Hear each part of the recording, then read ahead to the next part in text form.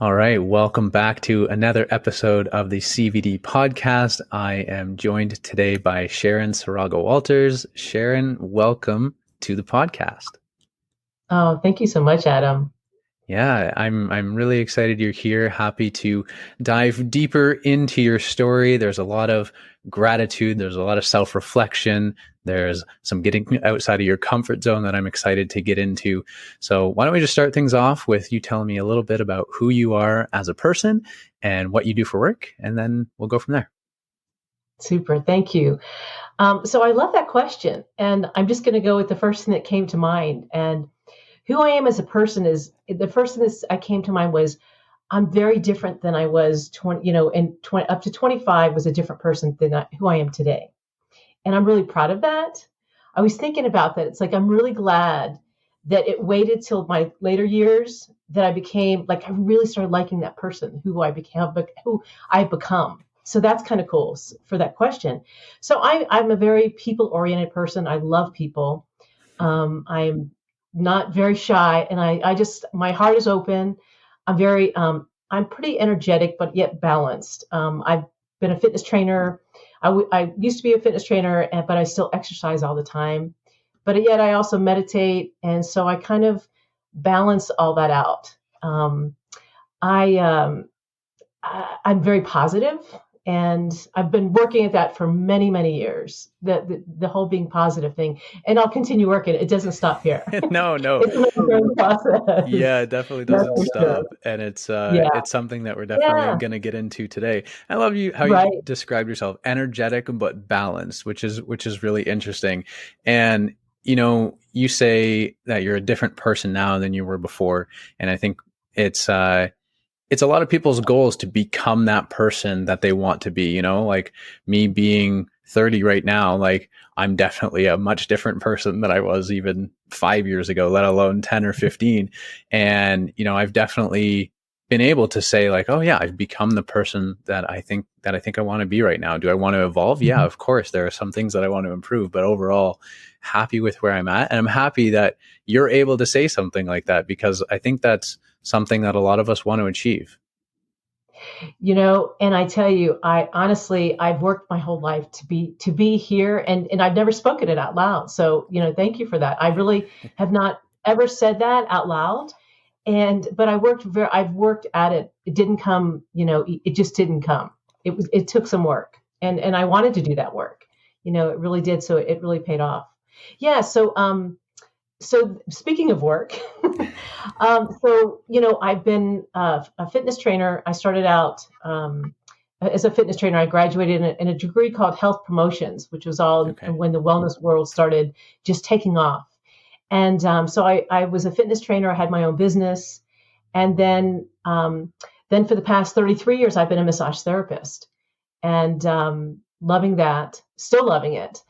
And then I have been, because of the personal growth world, which really I got to say, it has impacted my work and the clients and all of that I have now. I mean, I really see the benefits for me of doing the work, how I'm received and how I've been able to do this work for so long and still love it. It doesn't feel like a job. Yeah, and And then, yeah. that's amazing to hear that it doesn't feel like a job. And as a massage therapist, I feel like your profession is totally underrated. So thank you for the work that you do, because it is so important. I think more people need to go see massage therapists regularly, because your industry, you work magic. That's for sure.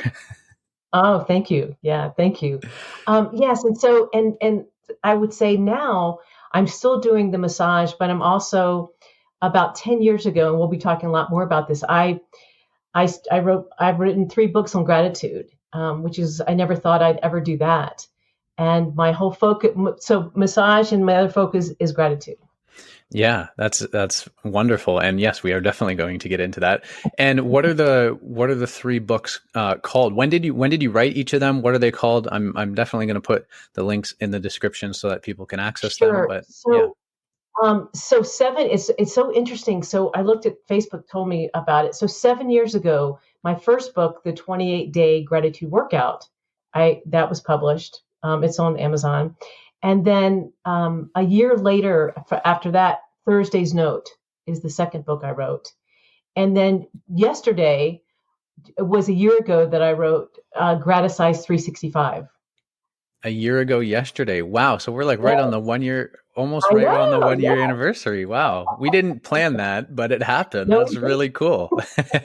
I'm honored to be interviewing you one day after your 1 year anniversary. That's fantastic. So I think this is the perfect segue.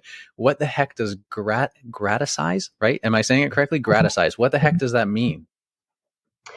well, so what I came up with that word, and the word, it's combining my two, I call them my superpowers, and that is gratitude and exercise. And so I combined the two words together and graticize. And I say it's like putting gratitude into action. Oh, I like Doing that. I have like thousands of different exercises that I could. I mean, I've got 365 in the book, but I've been doing a Facebook page for years now, and I have probably 3,000 different exercises that I've done. Every day, I post a different gratitude exercise that I now call Graticise. That's interesting. And can you give me a couple? Can you give me a couple of gratitude Um, exercises let's see. I that you tell you can what, I think have of right right. away? This is good. This is going to be. I'm going to go just straight from my jar that I have different exercises All on right. the spot. Let's see. Okay. So I don't know what I'm pulling, but we'll see. So Love this it. one, okay. So this one says, wake up, fill your morning with gratitude, then go out into the world and be awesome you. All right. I like it. That's one. Because in my book, I have each day, there's a different exercise every day. Hmm. Okay. This one, feed your soul with gratitude. This one, get moving, get active, and everything you do with gratitude. Hmm. So, and I'm trying to think what I had today. Each one, it's just covering every area of your life. I mean, it could be about a lot of them. It's taking notice, of when you go out for a walk. Oh, I think it was about walking in gratitude. Okay. So I had yesterday in Colorado. It was a beautiful day, and my wife and I we went walking, and so I took pictures because I love taking pictures when I'm out doing this, and that's something gratitude gave me. It's like I used to be so I used to say I wasn't awake, I didn't feel alive or awake, and now with gratitude, I mean I am so looking for things that are beautiful, Mm. whether it's sounds or things to look at. So that's one today about really noticing, taking notice Hmm. of what you're seeing when you're out walking, Yeah. or My even if you're looking out the window, take notice of that. Yeah, absolutely. And it's interesting timing. My wife and I went for a hike 2 days ago at Oak Mountain State Park. It's just like an hour away from here. And we were both just literally like looking around like, wow, like this is beautiful. This is fantastic. Like really grateful that we took the time because now we're both busy entrepreneurs. And so we've literally, about a month ago started scheduling like our date nights and our days to go hiking and stuff like that to make sure that both of us just protect that time. And we were both just in the moment and we're just like, wow, like I'm really grateful we're here right now. Really happy that we've decided to do this scheduling thing because it just allows us to be like fully present. And I think that's what you're getting to is that gratitude helps you to be really present in that moment. Is that right? It is. It's that, and to really appreciate what's out there too, Mm-hmm. because you can be present, but then that you could just stay present, and just be, which is good too. But then you take it to another level of just like, wow, really appreciating, taking that moment either to yourself or out loud, just really appreciating what you're seeing. Yeah, yeah, absolutely. And so I know that the first time that we talked, you said that gratitude really kind of changed your life. So like what does gratitude do for you specifically and how did you even become aware of this? Because you said about 10 years ago this is sort of when the shift happened. So you want to take Mhm. me through a little bit of that? Yeah. Well, so about 10 years ago, I found a book it's called The Magic by Rhonda Byrne. And it was a 28-day exercise. She had different practices in that book, and it really it got me because I mean I really knew that I was a gratitude person. I was a positive. I think I was. It was more about I was a positive person. I didn't really give gratitude yet that calling yet. I didn't really call it that. And I realized how much I was taking for granted in life. That was the biggest thing. I was Mm. stunned actually about taking for granted the water, taking for granted everything. I mean, I just this it was there. It was Hmm. just there. So that was the greatest wake up call for me when that happened. And so as I started in her book, she has you do 10, you write out 10 gratitudes every single day for 28 days, 10, and they can't be the same. So that kind of got me going on, and I was all about it because I've been doing journaling stuff forever, but I really enjoyed it. It was really good, and I started just seeing a change. I believe that when you really are focusing on gratitude and appreciation, it's quick. It really, because it gets you off your other place, it gets you off that loop, and it just gets you right into appreciation. And I think there's something really powerful about that. So for me, I just felt really kinder. I felt happier in my life. I felt better about myself and the people around me. And everything, it really, I always say it affected my work, myself, my family, my relationships, and in my home. It really covered all those areas as I started working with it. Mm. Um, Yeah, it, that's it was it was a game changer for me, and I've done a lot of things, and it has been my chosen tool for me. It really has been my chosen tool. Yeah, that's really interesting, and it sounds like it made a really profound change in your life. And I don't know, I hear gratitude like almost every day, almost every other day, like whether it's on a documentary or on Instagram or Facebook or something, like this gratitude word keeps coming up. And from the different people that I interview, like gratitude comes up every now and then as well.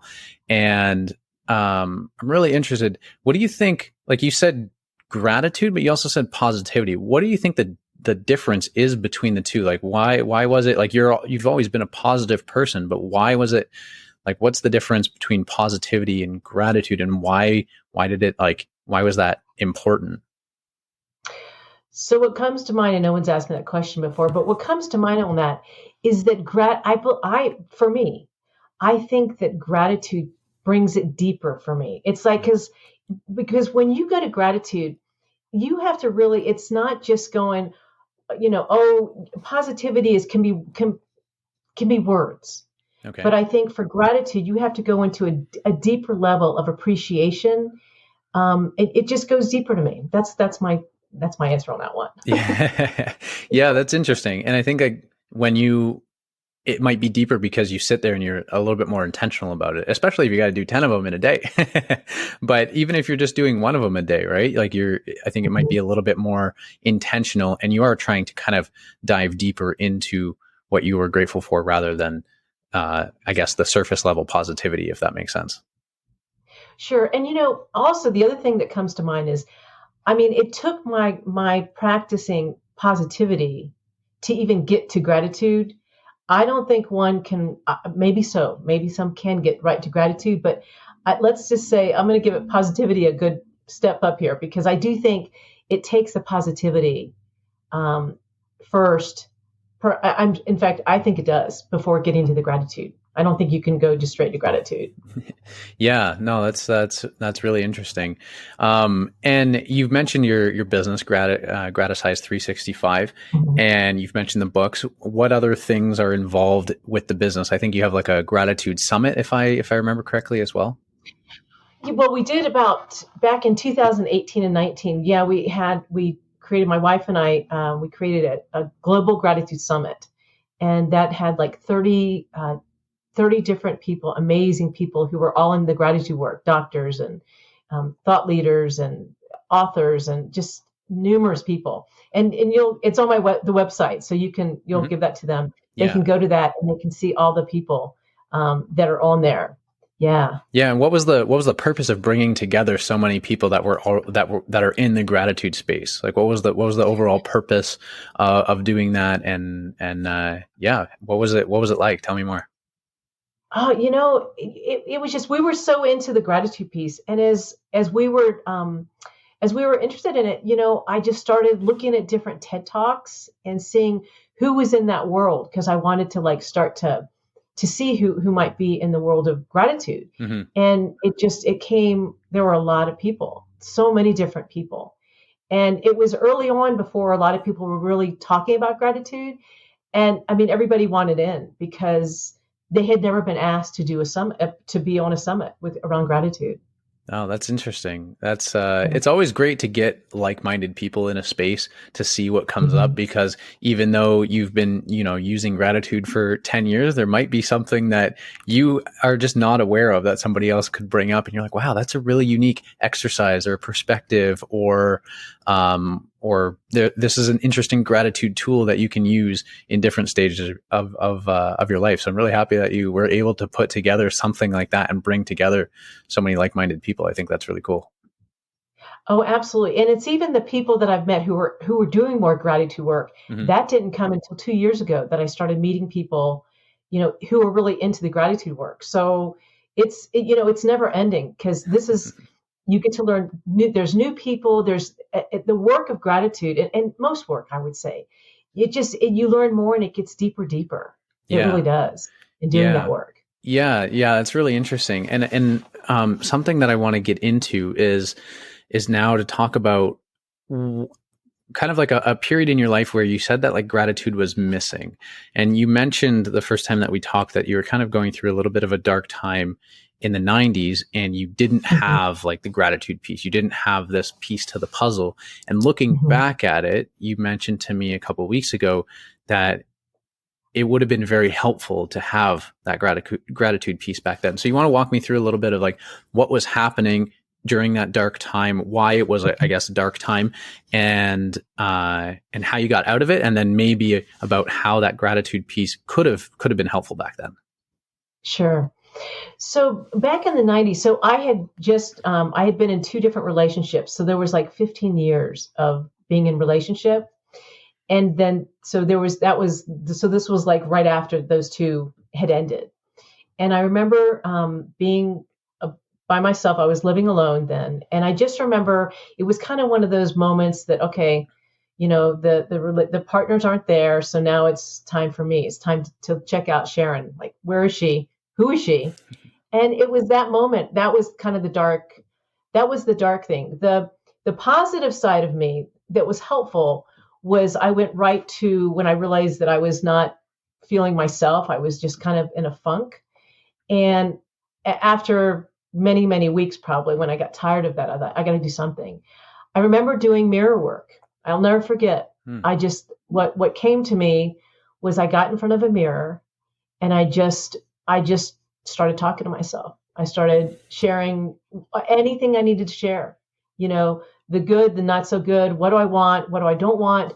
What's going on with me? And I mean, I was crying. I went through all kinds of emotions, but it was the most powerful thing. And I'm so glad that it just came to me. That was the tool. That was the thing that said, you need to do this. Mm-hmm. And I'll never forget that. And I did it not just once. I mean, I did it until I knew that I was done with the mirror. I mean, I still use I mean, now I'm in the mirror and it's kind of cool. I just have a good relationship, but mirror work is really powerful and it's not easy and not everybody can do it. It's really not.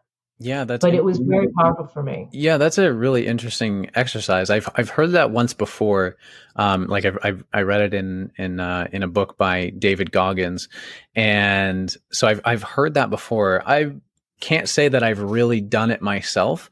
Mhm. And you say that not everybody can do it. What do you mean by that? Like, could I just go and stand in front of a mirror and kind of start a Well, conversation, or like, what do you mean by that? I think it's different people. Okay. When I'd share with people what I did, they were just mortified. They were like, "Oh no, I can't do that." And so there are some people that really could do that, Hmm. but also knowing that there are a lot of people that can. It's just we're all in a different place in our lives, so it's a matter of where someone's at. Yeah. Okay. Understood. And It's that piece. It's not like, yeah, it's just that it's an individual place where people are at. If they can, because someone go, wow, that's kind of cool. I'll try that, and so and then there's gonna be somebody like, oh no, and you just have to honor both places, and they may find another way to do it. Yeah, that makes sense. So I think maybe more accurately, it might not be the tool of choice for everybody. Like it's Yes, absolutely. one tool in the tool belt, and some people are going to have it in their tool belt, and other people are just like, no, not for me. Absolutely. Gotcha. Yes. And Yes. Yeah. was it like, what sparked that idea? Was it something that you saw, or like a friend tried this, or was this just a random idea that popped into your head because you knew that you needed like a safe place to just get everything out?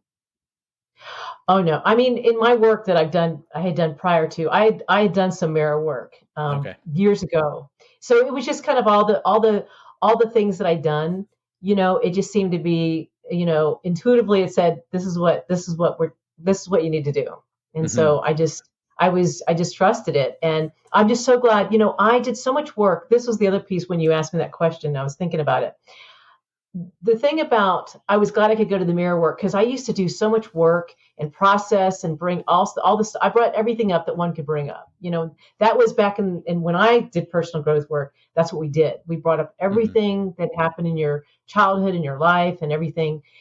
And I was just glad that I got to be present. Got to be in the moment and just look Mm. in the mirror and let's get the things at hand. What's happening right now? So that's what I was really grateful about with the mirror work because I didn't want, and that's what gratitude, or at least my gratitude practice. I don't bring a lot of stuff up. I mean, I will bring some stuff, Mm. but not like back in the days. And I like that Yeah. because I kind of come from a place of, is it really important for me to bring up everything, or can I just bring up the present moment things, that are happening? Mm. That's really interesting. And I think that there might be a time and a place for each one, right? Mm-hmm. Mm-hmm. Yeah. Yeah. And so gratitude Yeah. is more like that present moment. And then this other type of tool that you use, like the mirror work, is more time to kind of bring out everything. Yeah, that's true. Hmm. I would agree with that. Yeah. Yeah. With the mirror work, you've got me stuck on this topic. I'm really interested. With the mirror work, did you like, did it help you to form a better relationship with yourself? Like, did it help you to be, not saying that I'm not accusing you one way or the other, but did it help you to be a little bit more honest with yourself? Totally. Well, yes, and the thing about mirror work is you can't hide. You are right there. There is no hiding.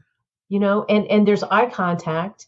So that's why I'm saying it's for certain people Mm. to really when they're ready to do that. Because it's really confronting, but it's also beautiful. And I was ready to, I knew I needed to get back in touch with myself. Mm. Because I mean, I'd like myself and I needed to get back in touch with me again. And so it was really great to do that. Yeah. Yeah. No, And I that, would ask any question and I would kind of listen in what I was, what a part of me was wanting to know and saying. And I didn't look, I went for it. yeah. It's like you're almost doing a podcast interview with yourself. A deep one. That's funny. I like it. I like it. That's really cool. You're almost interviewing yourself to figure out how honest you're going to be and how deep you're going to go. I don't know about interviewing, but yeah, processing.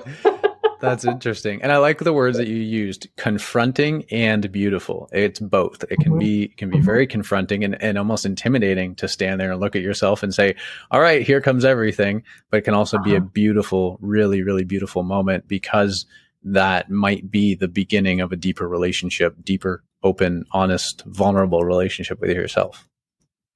Yeah, I mean, think about, we go to therapists and therapists are great, Hmm. but and a lot of that, but when you can go to in front of the mirror and really have that, do that, and when you feel comfortable enough to do that communication with yourself, it's way powerful. Yeah, yeah, absolutely. It's very empowering when you can admit some of your faults and accept them. Because it's almost like Mhm, somebody said this earlier today when I was talking to them. They said it's almost as if once you say it, it becomes lighter.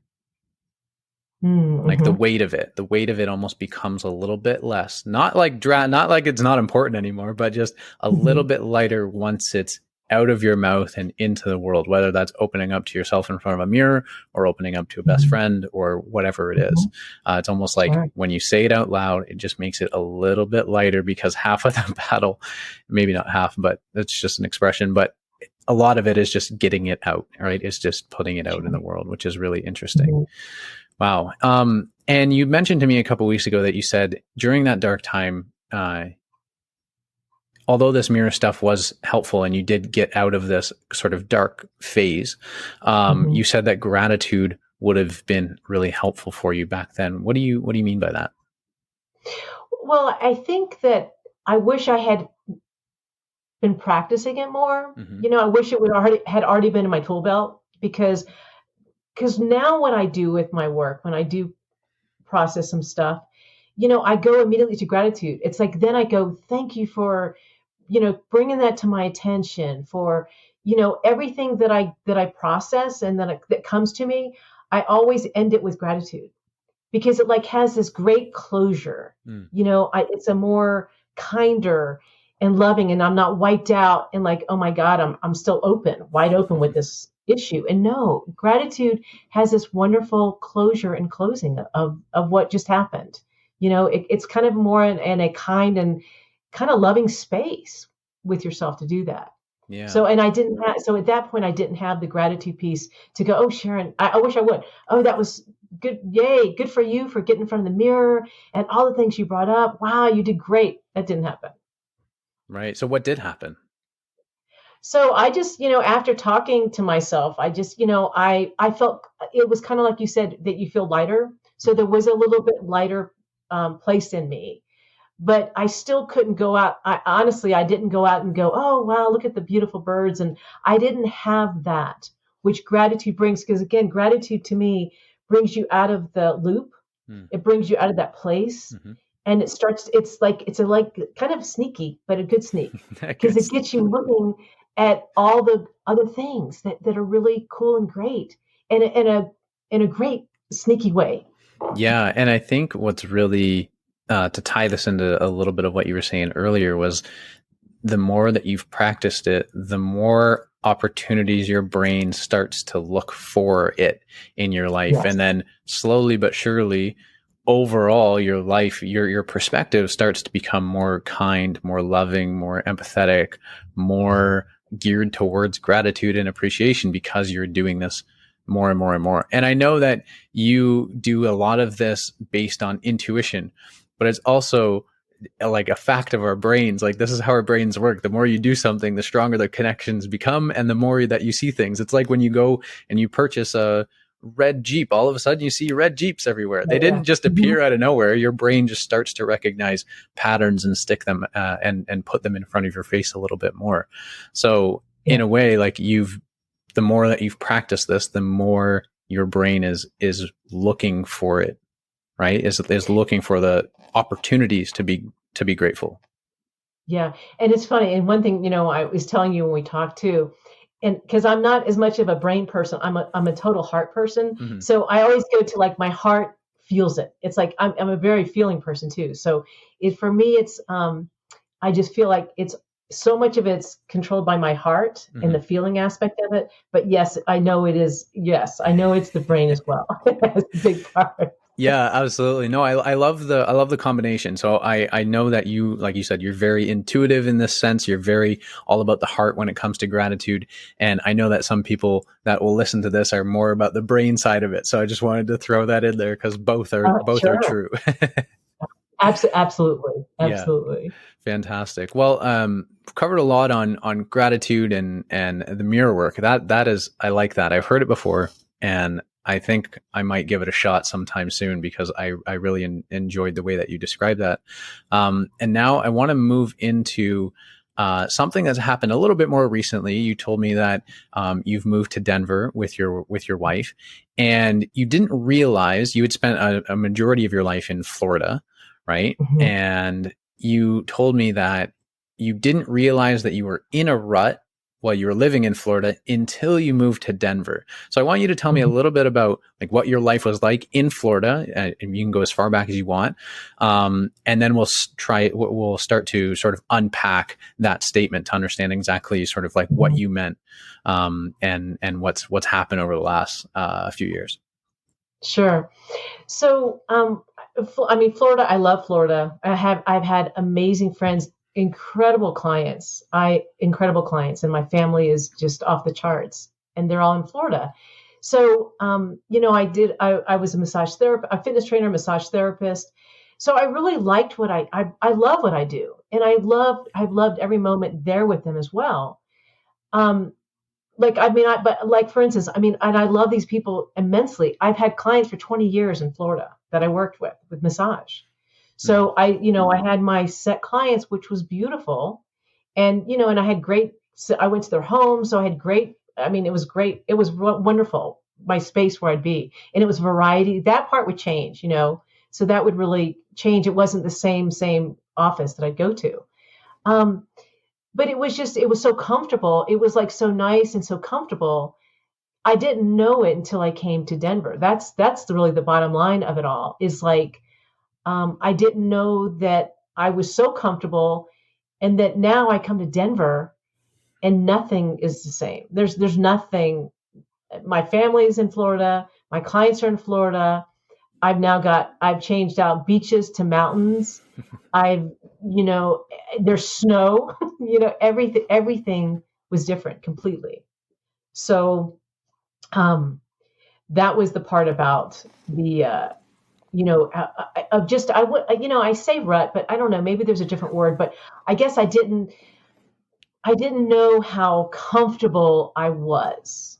I guess that's the thing. I guess I would call it that, Yeah, you that's really, know. yeah, and I like that terminology. Maybe it's not that you were in a rut, because it sounded like things were going pretty well. You had a Mhm, client base, you were close to your family, you were in a lot of things that were familiar. You're running a successful business, so mhm. maybe rut's not the right word.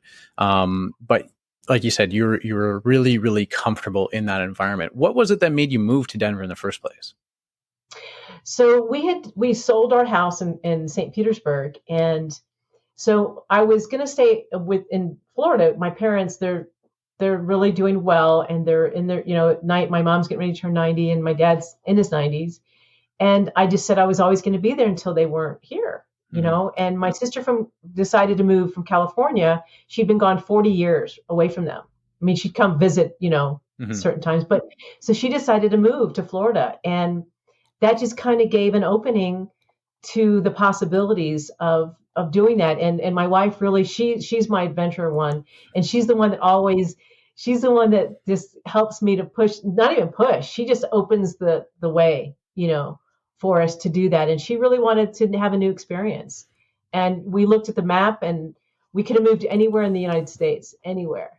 And Colorado, Denver, just it wouldn't go away. So I'm like, here we are. Yeah, So what was it about Denver that was calling I you? don't know. I mean, I've been here before. I've been here like 4 times, and I don't. I that's one of those intuitive another hits, because it didn't go. It wouldn't go away. We Yeah. just kept. We go okay, and that was it.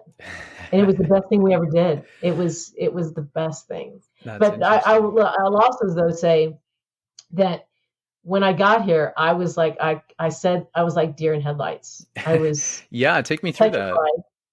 Take me I was through what just, you were experiencing. I was just so out of my comfort zone. Even when we were looking to move, she was looking at apartments and stuff to rent for us. I didn't want to go there. I couldn't even go there. I was like paralyzed. I was like in Numbville in Florida before, and I don't even think I came out of that for at least 2 weeks. I started like being not so paralyzed when I got here. But she just, she makes me comfortable because she just goes, it's like, she just does it, So having that, somebody, showing you the way like that, it felt better, than having two people that are freaking out.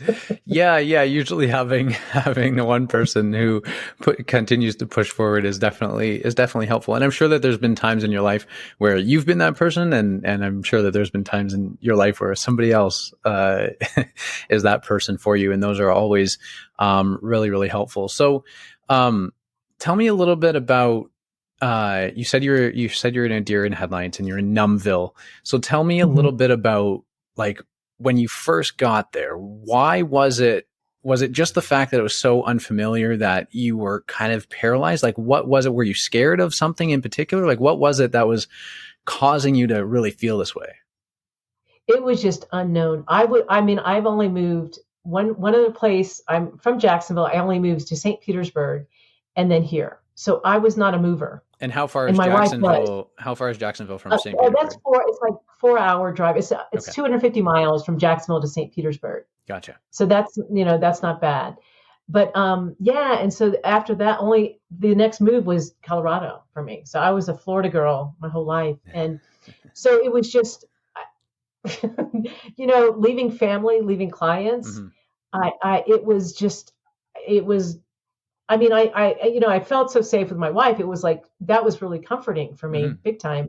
But it was just everything was new. It snowed the night I think we got here. All of a sudden, I'm seeing snowfall, and I hadn't ever seen snowfall. So the newness was. I'd never allowed myself. I've never put myself somewhere so new, and making such a dramatic shift in my life, Yeah, as I did. Yeah, yeah, and it was pretty dramatic.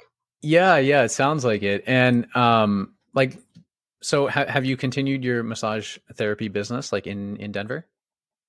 Yeah, so that took me a while. In fact, I thought I was going to have to go through this whole humongous test after so many years. Hmm. I thought I was going to have to redo the whole licensing, and I was Oh like, boy. oh my god, Yeah. it really. I was going to do it, but I was not happy about that, nor looking forward to it. And finally, we kept at talking with them and what my background and how many years I've been at it. And Florida's a pretty hard state also to have it, so Mm. it's a good state to be licensed to massage. And finally, they just let me grandfathered me in, so I didn't have to take any test. And and once I got here and started doing it, it took me a while to get clients. It just did because I was doing house calls. Hmm. In fact, that's what I really prefer is doing house calls. But I did start getting some clients, and that felt more comfortable. That did feel better. But then you got this winter thing going here, and I never had that in Florida. I could go to people's homes, any all year long, and now you got the snow, in the way. And so that was weird because then I had to cancel. I personally canceled clients because I wasn't driving in it, and I offered them the same. I said, if you don't want to drive to me, that's fine, because they were so shocked. Nobody's ever said that to them, but I'm like, I'm not doing it, so I don't expect you to do it. Yeah, You no, know, that makes a lot of sense. So and you had mentioned to me a couple of weeks ago, you said there was like the first 6 months was really this shock where you were Mhm. just really uncomfortable because of the newness and everything, and starting to get clients really sort of helped to get the ball rolling and made you feel a little bit more comfortable. What else happened, or was there a specific moment or activity or experience that you had within those 6 months or afterwards that like really opened your eyes to like, okay, wow, like there's a lot of possibility here. Maybe I need to lean into this newness. Like, what was there anything like that? I tell you, we were really lucky moving here. A friend of my wife's, she is a spiritual minister, and she really, when we came here, she had already people lined up for us to meet, and that was pretty amazing. That was Mm. really amazing. Hmm. So we got right into the community of some amazing people right away. I mean, the first 2 weeks, people were taking us out, and showing us so that was really over the top, really nice that we had that. And so our circle of people, of really cool people, came pretty instantly. And then also my wife, she made sure when she saw what I was looking like, I mean, I was just like glazed over. So we started doing a lot of trips, and it's Mm. so beautiful here. So that kind of really, I saw such beauty in so many places to go here. That between those two things of just having connections of people, and then really getting to see the area, those were the two things that really helped. Yeah, that's interesting. Community and basically exploration, like just going to see Uh-huh. what this new place has to offer can definitely get the eyes widened, let's say. It can Yeah. really let some more light and possibility into your eyes, which is really interesting. Yeah. Um cool. And let me see. I had a So I want to question. say Oh yeah, one go last ahead. thing about that too. So the other last thing about that was having someone to share that experience with, because Mm. I would never have done this by myself. Just saying, never. Yeah, so tell me a little bit more about like why like how your wife was so supportive and what that meant to you, like during that sort of transition phase for you. Oh, I mean, she was just fantastic. You know, she kind of knew. So I'm a twin. I'm an identical twin. Okay. So I'm kind of used to having the kind of connection thing, you know, Yeah. and so she knew that, but she just knew that she wanted to go so badly. She was going to do anything to make me comfortable because I kept saying we were going to leave after a year. I said, we'll do this for Really? 1 year. Oh yeah, I was planning to come back to Florida after a year, and we're getting ready to go into our 5th year here. So what changed? Why was it? I mean, and hold on, before I ask what changed, why did you have it in your brain that you were only going to be there for a year? Oh, because I wasn't sold yet on this whole move thing. I was not sold.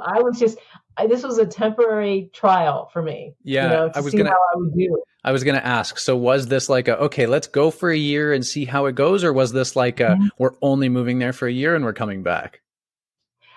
Uh, I don't both. I'm not sure which one came first, but it was that trend. Gotcha, Yeah. gotcha. That's really interesting because like there's been multiple moments in my life where something new or outside of my comfort zone will be presented and my brain and my body are just like, nope, nope, nope, nope, nope. Even if it's like, yeah, there's great possibility for this. Sometimes your comfort zone just yanks you back into it. So, you explain the idea of like community, like meeting different people and exploring the different place that really helped you to sort of be okay with it. So within that first year, like what changed to make you want to stay there now for going on 5 years? Well, I think then I really started to get comfortable, but it was about the connections because I'm really I love being connected to people. That's really important for me. So I think that, and then the beauty here is just off the charts. It's stunningly beautiful here. And there's so many things to see and do. I just kind of got, and I just got comfortable, with feeling connected and getting some business and then having so much beauty, to experience. I think, yeah, those are 3 things that are important that kind of, I now know if I, if and when we do this again, I know the things that I got to make sure to tap into. Hey, And now I'd be willing to do it too. I was just gonna say, now it sounds like you're like, if and when we do it again, like, hey, in a couple of years, we might go somewhere else. I love it. I love it. So is it the fact that you've experienced this and it's been positive and you see that like it's not so scary being outside of your comfort zone, like in terms of like geographically, that you're now willing to do it again? Is that what it's been? Yes. Hmm. Yes, That's absolutely. That's really Hmm. interesting. So take me through a little bit about like your perspective in terms of like I don't know, like I'm just kind of I'm just want to pick at this a little bit because you're saying like you were so resistant to doing it once and now 4 years later you're like, yeah, you might do it again. I'm totally fine with it. Yeah, I mean, well, I think that's nature. I mean, I think that anything I do, I mean, gosh, I mean, I run marathons. I having, fitness businesses, doing like even the Global Gratitude Summit with my wife. Hmm. Her background is in, she's been a news anchor and all kinds of things. Speaking to her is nothing. Ah. And I had never done any of that till we came here. And so I'm on the Global Gratitude Summit, and now I've done all these podcasts. It's like all of me just started to open up when when I try it, and it seems kind of cool, and I keep doing more and more of it. Then I'm in. That's all I need. I just need to have that comfort, that trial, that doing it, and when it feels right, that's all it takes for me. Yeah, that's really interesting. I did not know that you had not been in speaking until you got into Denver. And one of my questions for you was going to be, and still is, how did Uh-huh. Denver sort of push you outside your comfort zone and spark your creativity? Other than the speaking, how did it spark your creativity? I think in every way possible. I think when we step outside of that zone and we do it and it's empowering and we feel good about it, it opened up everything. I mean, the books, the writing of the books. Like I had started the 28-day gratitude. I started writing it in Florida, Hmm. but then I left it alone. and I didn't until I came here. Then it really came through. Oh, I should know. I should know. That's not right. I think about that. No, that's not right. It was produced in Florida. Okay, I do remember that. I'm glad I got to check that out. It did produce in Florida, but when I came here, it just I was more open to anything. I Mm. mean, even though I was scared about doing my first thing on the Global Gratitude Summit, because I'd never been in front of cameras. I never did any of that. Hmm. That was what she knew. And again, here's my wife feeling safe, made me feel safer, made me feel comfortable. That's kind of what she's always done for me. When I think about it now, because she just made me feel comfortable Hmm. in doing it. She's like, you got this, you can do it. She just gave me that encouragement, and just it was just it was true. She Yeah. wasn't just saying it. I really felt it and got that. Yeah, that's really interesting. And you sparked something in my brain that I want to bring up because you're talking about community. You're talking about doing things that you wouldn't have necessarily done if there wasn't Hmm. somebody who kind of gave you that little push or held your Hmm. hand just a little bit, like while you were doing it. Hmm. And it reminded me of in 2018, like that was my year of discomfort. I was doing it because I recognized that I had no idea how to deal with stress, and I wanted to go do a bunch of new things. Like I wanted to take my life in a different direction, but I didn't know how to deal with stress. So I was like, okay, 2018, year of discomfort, going to do so many things outside my comfort zone because I want to activate the fight or flight. I want to Hmm. learn how to kind of calm that, like be calm in that moment, and then see what's on the other side of fight or flight, right? See what's on the other side of fear, essentially. And when I was thinking of doing that, it scared the crap out of me. And I was literally like, I can't, I'm not going to be able to, I'm not going to follow through if I just do this on my own right now. Like I'm not in a place to do that. So I put the challenge out to like on Facebook to friends and family. I said, it doesn't matter if we talk every day or we haven't talked in 5 years. You want to do something outside of your comfort zone in 2018? Let me know. We'll face it together. And those three reasons was I did it for three reasons. One was accountability, right? If me and Hmm. Sharon, if me and you are doing something, whatever it is, right, outside our comfort zone, we are going to hold each other accountable. Hey, Sharon, remember, like you said that we were going to go do this like April 7th. Like, are Hmm. you still ready? We got to book it, right? Type of thing. Hmm. The second reason was for support. When you're both when you're there with somebody kind of shitting your pants before you do Hmm. whatever the activity is, right? It's great to have that support, both Hmm. mentally and physically. It can be a high five, a hug, anything, right? You need support in that moment. And then finally, I was like, man, this is going to be more fun if I include other people. Like, it'll be fun if I do Hmm. it on my own, but it'll be really fun if I do it with other people. So I just wanted to bring that up because we can, there's definitely times where we have this inclination or this desire to go do something that might be a little bit too drastic. And Hmm. the thing that might help just that little bit to get the ball rolling is to ask somebody for help, to ask somebody to join you. And I think that's really, really Hmm. cool. Yeah, and like for her, I think it makes her feel good, and the other person that's helping you, they might feel good, and I'm sure that there's something in it that they will gain something from that too, Yeah. whether it's feeling good or whatever that might be. Yeah, I Um, mean, it might be the activity itself, but I'm sure that there is some level of happiness or fulfillment from your wife just seeing you as her partner, like experience something new and have a new opportunity to grow or to discover more about yourself.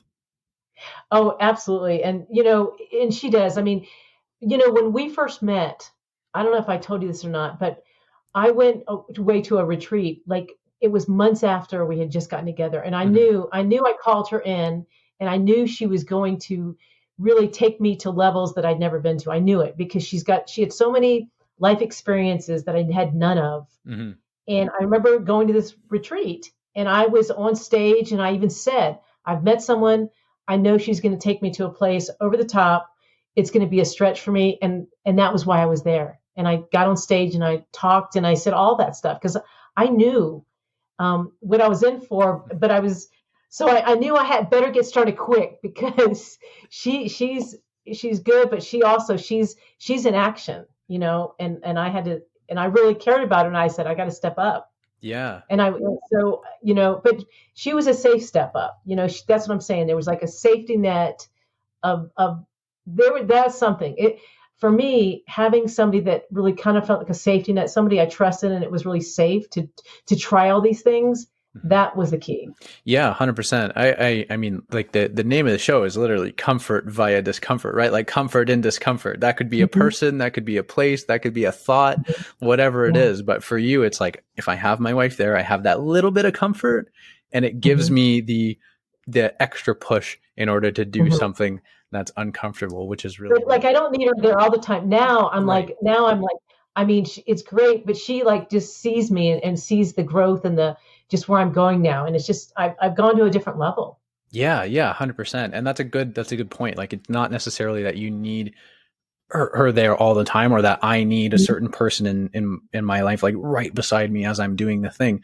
But there are definitely times during life, phases during life, where it's like I really needed that person, or I Mm-hmm. really needed that like motivational quote or whatever it is to just really kind of kick me in the butt to like make me Mm-hmm. do the thing that I kept putting off, or the thing that I knew was going to push me just a little bit further. So I think that's a really interesting point to really highlight there. And Yeah. when you were talking about speaking, so you first produced the show in Florida, but then when you got there, you kind of continued it. And you mentioned being on a number of different podcasts. That started when did you start actually like sort of guesting on podcasts? So that was during COVID. Okay. That was just a real gift for me. That was the gift for me about COVID, was Mm, because I never did any public speaking at all. I never was on camera until the Gratitude Summit. That was it.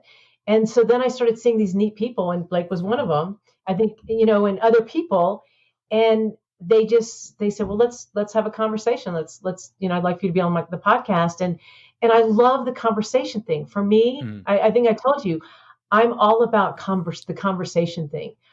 I'm not about just getting up and talking for 45 minutes, just myself. It's not part of me. It's not who I'm about. I love conversation. Mm. That's interesting. And you didn't like, and I'm sure that you knew that you liked conversation and conversing with other people like before you did the podcast. But it's really interesting that like, did the podcast idea come from speaking on stage? Like, was that the sort of like the opportunity sort of came from that? Like, were those two connected at all? I don't, maybe a little bit, but certainly, I think again, I need connection, and for me to have connection, Yeah. everybody was zooming and they were doing all this stuff. So really, I think I started zooming more and not being in a podcast, but I think also that felt comfortable because I got to connect. Mm-hmm. So I think that was more of that, with all those zooms and everything, that it just felt comfortable. By the time I was ready for a podcast, I'd been doing zooms with people, that it was like, okay, here we go. Yeah, yeah, 100%. And I am so with you on the connection piece. Like I was working for a consulting company when I was when COVID started, and that's a whole nother topic.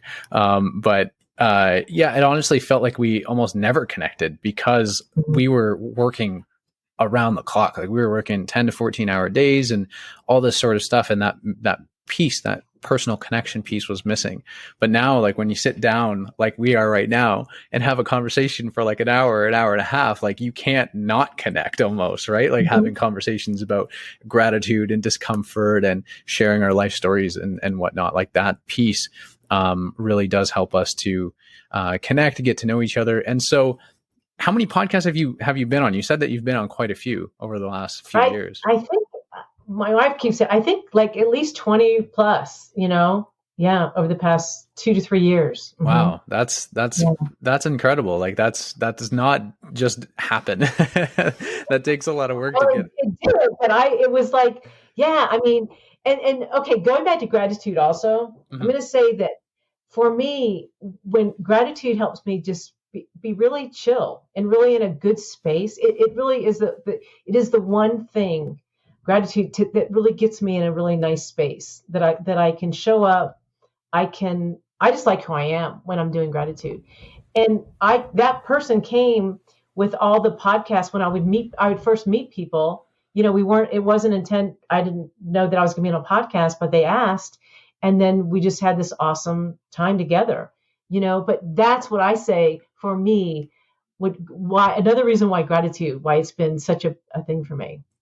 It's Yeah. allowed that to come Yeah. through. Yeah. I think that's a great point. And I was going to ask you about your first podcasting experience. Like how was that for you? Like, were you full of nerves, or was it okay because you knew that you were just going to have a conversation?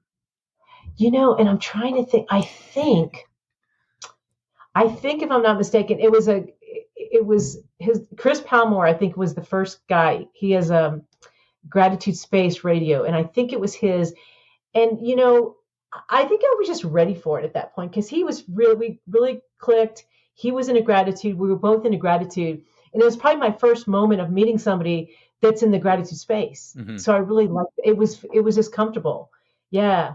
And so I don't talk. I mean, I love this conversation too, and it's going to seem like I got to get out of the gratitude space too a little bit because I really most of mine have been around gratitude, but I love this because you just can bring gratitude into anything.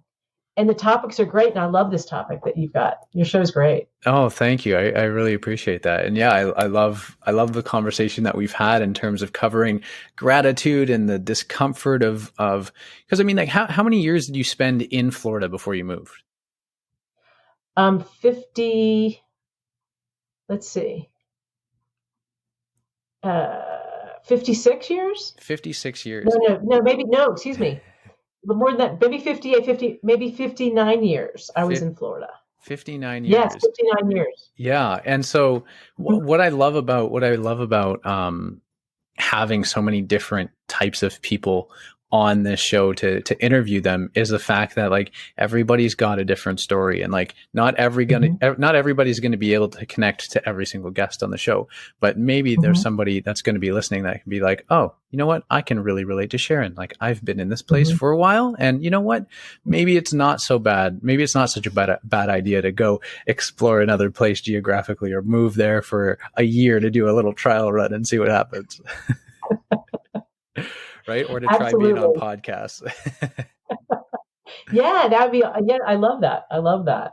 Yeah, yeah, me Definitely. too. And so, Sharon, we've been through a lot of different topics today, and I really appreciate your time and attention, and sharing your story and telling us a little bit more about gratitude, and how, after staying in one place for so long, that this move has now opened you up, and you're like, hey, I can go anywhere else. Maybe in another couple of years we move somewhere else. I love the attitude change. And just as we wrap up here, I want to ask you, based on everything that you've experienced, what would be your sort of one piece of advice for somebody that is looking to get more out of life, or is looking to change things up a little bit, but doesn't know where to start, or is afraid to take that first step? What would be your piece of advice for somebody like that? Gosh. I think what comes to mind is we're in a world of so many opportunities of learning from so many different people. I would say, Googling, go to YouTube's, go to Facebook pages, go to Instagrams, check it out. See if you find people that speak to you. Because I mean, I've got many, and it changes too, Mm-hmm. So just really searching out. And it doesn't get scary because you don't have to talk to them. You just get to see if there's something they have there for you. I think that's that. I think that's the first step. That's interesting. So are you talking about like searching for like are you talking about Like a searching motivational, somebody that talks mm, about any topic. I mean, some of my loves. I mean, Mel Robbins, she's amazing. She's the first one that comes to mind. And through the years, I've met so many more, like coaches even that I've met. I mean, I just kind of search the internet and meet. I've met amazing people. My book is shouts out to four of the people that I met, like literally on social media. yeah. So I use social media a lot of times to get inspired by somebody. Yeah, to get inspired. And I think you can also find like common ground with people, right? To see how people have gone through some stuff before. Because like there's a lot of there are a lot of different accounts that I follow online that talk about the journeys of whatever it is that they're doing and how it was uncomfortable. Like I'm obviously not the only one that talks about discomfort on the internet. And so there are a lot of different accounts that can be proof to show that it's not necessarily as scary as you think it is with whatever it is that you're thinking about doing. Sure. I mean, because I think we're in a time now that you can do that. Back in the days when I was, well, one, we didn't even have social media. Mm-hmm. And, you had to go to classes to even meet people or grow. Hmm. And so now we're in such a world of technology that, gosh, it's just there. There's so much out there for us. Yeah, that's really interesting. We can use it as a really big learning opportunity, really big connection piece. I really I like that. I like that piece of advice. Use technology to our advantage. Absolutely. Well, Sharon, it's been a pleasure to have you on. I know that people can find you at graticise365.com. That's GRATICISE365.com. I'll put the link in the description so that it's super easy for anybody that's looking for you to find. Is there any other place where you would point people online to find out more about you or about your work? Well, I do a Facebook page, Graticise 365 on Facebook, which is great because every day you'll get a new exercise. So if they want to go there, and then I'm on Instagram. Alrighty, fantastic. Like I said, I'll put all the links in the description, so it is Awesome. super easy for all of our listeners to find out more about you and more about what you do. Sharon, thank you so much for being on. This has been an absolute pleasure. Oh, Adam, thank you. I've loved it. Thank you so much for listening to today's episode. I hope you really enjoyed it and that it inspired you on your journey to living your best life. Now make sure to check out the show notes below for a rundown of today's show with all the important links, such as where to find the guest online and important resources that they may have mentioned. Also make sure to share this episode with a friend or family member and subscribe so you get the notifications when new episodes are released. I absolutely love hearing feedback from you guys, so I encourage you to share a review on the platform you're listening on and let me know what your biggest takeaway was from today's episode. Now it's time to go out and build the life of your dreams one step at a time. And remember, the only way to be comfortable is to be uncomfortable first.